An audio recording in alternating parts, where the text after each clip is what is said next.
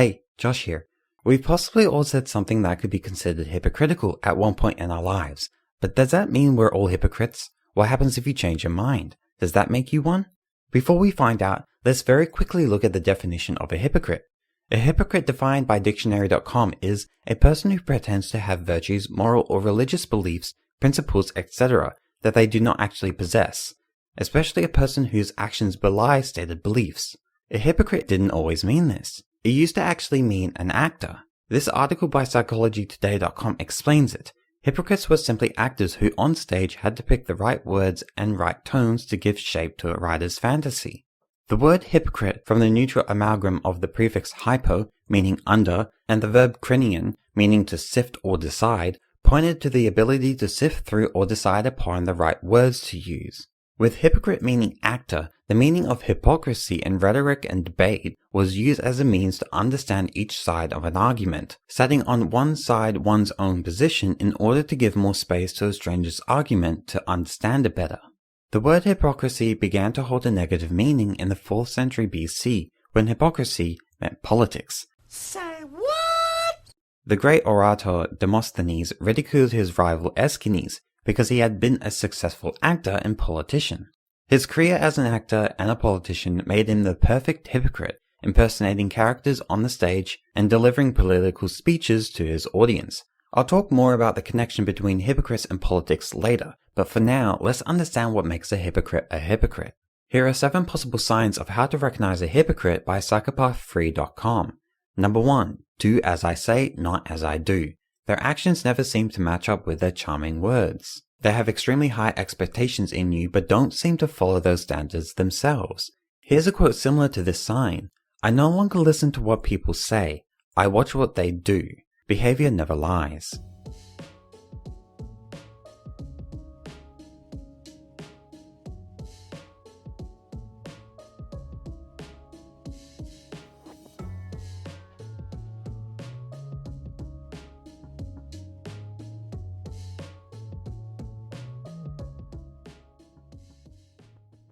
Number 2.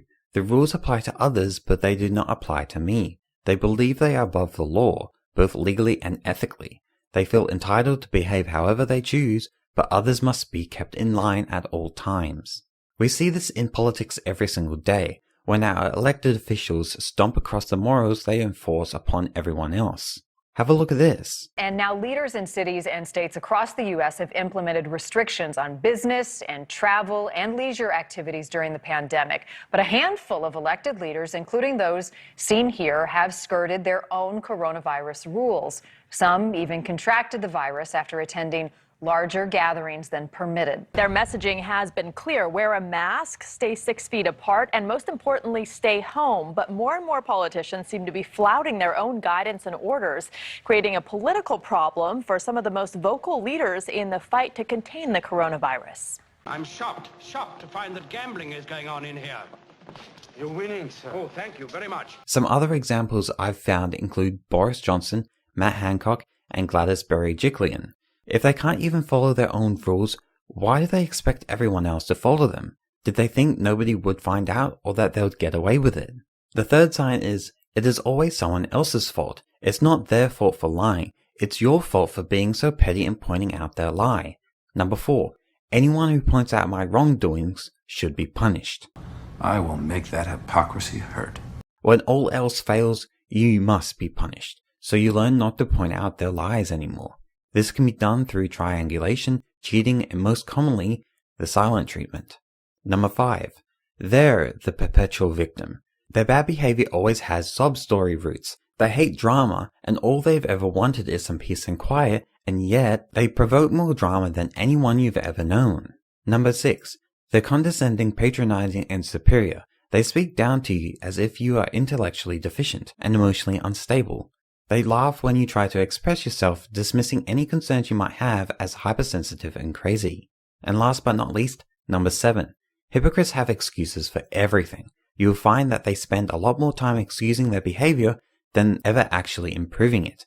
Instead of apologizing or admitting fault, they simply ignore reality and argue with solid evidence when confronted with it.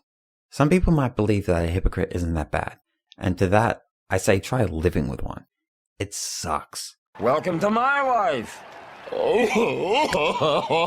In a recent video about whether science should be questioned, we discussed how science is constantly changing and evolving, and that scientists, even Fauci, change their opinions when more research comes out that proves them wrong. Does this make scientists hypocrites? This leads to the question I asked before, which was, am I a hypocrite if I change my opinion? This article by the Daily Campus states that we need to remember the difference between hypocrisy and changing an opinion. Hypocrisy refers only to instances of faking beliefs or displaying behaviors that contradict your claimed beliefs. Thus, it is not accurate to call someone a hypocrite simply because they changed their opinion.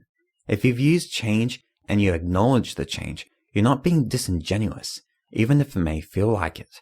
Changing your mind doesn't make you unreliable or careless. In fact, it could mean you're self-aware and merely growing as a person. Opinions are formed based off your general knowledge at the moment you make said opinion, and you gain more knowledge through schooling, work, and living in society. By this logic, it only makes sense that your opinions would change over time. Thus, it is important to think of opinions as fluid. It's only deceitful if you pretend to still hold on to beliefs you no longer truly follow. With this in mind, let's look at an example. Biden's opinion on abortion has changed entirely within 50 years. Here's a clip of Biden in the 2006 interview. I do not view abortion as a choice and a right. I think it's always a tragedy, and I think that it should be rare and safe. And I think we should be focusing on how to limit the number of abortions, and they ought to be able to have a common ground and consensus as to do that. And so we should be focusing on how to make it more hospitable for women to want to carry a child to term than we should be on eliminating under any circumstances the woman to be able to make that choice about whether or not to carry to term. I do not vote for funding for abortion. I voted against partial birth abortion to limit it, and I vote for no restrictions on a woman's right to be able to have an abortion under Roe v. Wade. And the second clip shows a few statements from Biden over the years compiled by NBC News. Back in 1974, he said, "I don't like the Supreme Court decision on abortion. I think it went too far. I don't think that a woman has the sole right to say what should happen to her body." Life begins at conception. That's the church's judgment. I accept it in my personal life. But I refuse to impose it on equally devout Christians and Muslims and Jews. And I do not believe that that we have a right to tell other people that women, they can't control their body. If I get elected President of the United States and the Supreme Court overrules Roe v. Wade, I'm going to send legislation to the United States Congress to pass it and codify it. If you don't think women's rights are under assault, you're not looking. It concerns me a great deal that we're going to, after 50 years, decide a woman does not have a right to choose within the limits of a Supreme Court decision. I think the decision in Roe is correct because there's a right to privacy. There can be limitations on it, but it cannot be denied. Regardless of whether Biden is right or wrong about abortion, would you say that him changing his opinion on this subject makes him a hypocrite? Give me a break! That's a bunch of malarkey! Let's look at another example, but for Trump. Take note of the dates that these tweets were posted. Whether I choose him or not for state, Rex Tillerson, the chairman and CEO of ExxonMobil, is a world-class player and dealmaker. Stay tuned. 11th of December 2016. I have chosen one of the truly great business leaders of the world, Rex Tillerson, the chairman and CEO of ExxonMobil, to be the Secretary of State, 13th of December 2016. The media has been speculating that I fired Rex Tillerson or that he would be leaving soon. Fake news.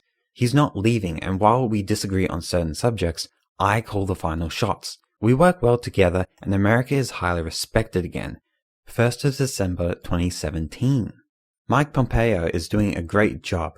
I am very proud of him. His predecessor, Rex Tillerson, didn't have the mental capacity needed. He was dumb as a rock, and I couldn't get rid of him fast enough. He was lazy as hell.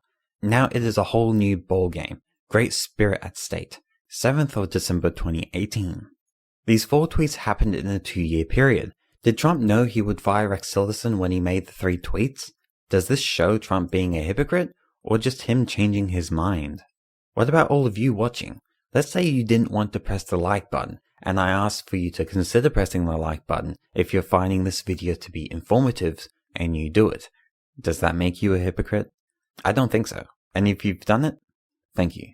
We all know that politicians can be very hypocritical, which isn't helped by the fact that there's a massive problem with the public's trust in politicians. But should politicians never be hypocritical? Because if so, it creates a dilemma. In a democracy, politicians need supporters from the people they represent to be elected. The issue is sometimes politicians tell their supporters what they want to hear in order to have their vote, and since they might not share the same interests and aims, they can become hypocritical. The road to power is paved with hypocrisy. So what? Does this mean it's completely acceptable for politicians to be hypocrites? Well, this article by ResearchGate.net states there are two basic alternative possibilities for how to think about political ethics. The first begins with general universal moral principles that define what makes a good human being, and these principles are then applied to different areas of life. For example, if a good person is compassionate, a good soldier should be also, and if a good person is honest, a good politician should be also. If it turns out that a soldier must be ruthless to be an effective soldier, or a politician must lie in order to be an effective politician, then the person who cares about leading a moral life must avoid war and politics. The second approach is, each activity or type of relationship has its own moral requirements given by the character of the activity. Doctors should be compassionate in order to be good doctors, though soldiers may need to be ruthless. Instead of a single set of ethical principles applied to our different roles and relationships, each distinct domain has varying moral requirements. We have medical ethics, political ethics, legal ethics, business ethics, and so on, and not just ethics per se. When it comes to the second approach, our question now becomes, what is it about politics that makes hypocrisy and lying either morally legitimate or morally illegitimate? Politics requires three things: trust, which can only be maintained if promises are upheld; accountability to prevent abuses of power, which depends on transparency; and deliberation, so standards of truth are agreed upon to govern decisions. Lying can destroy what makes politics work in a democracy. However, lying in politics may sometimes be necessary, useful, or justifiable, but it always comes at a cost. It undermines the conditions for politics. Truthfulness is among the political virtues, even if exceptions must sometimes be made. They may seem somewhat paradoxical. Lying can be the right choice, but it is wrong nonetheless. Politicians need to get their hands dirty sometimes. When they do, they need to recognize that they have done something morally wrong, even if it is politically justifiable. When politicians lie, they must recognize that they have breached a fundamental value. It is important to care about the truth in politics. I've got 3 other examples of possible hypocrisy, and you can decide whether they are or aren't. Is it hypocritical to use your freedom of speech to try to limit other people's freedom of speech? In other words, people complaining that they don't want or don't like freedom of speech by using their freedom of speech to complain to everyone else that they shouldn't have a right to freedom of speech. Secondly, whether you agree or disagree with vaccines, is it hypocritical when pro-choice supporters say, "My body, my choice" for abortions, but then support the government forcing people against their will to take experimental vaccines? Lastly, is it hypocritical to be pro-life and pro-gun, or is there logic to being both? Leave your answers in the comments. I'd like to know what you think. If you enjoyed this video and you'd like to know whether experts should be questioned, click here. Click here. And if you've watched that, YouTube recommends this one. Thanks for watching, and I'll see you next time.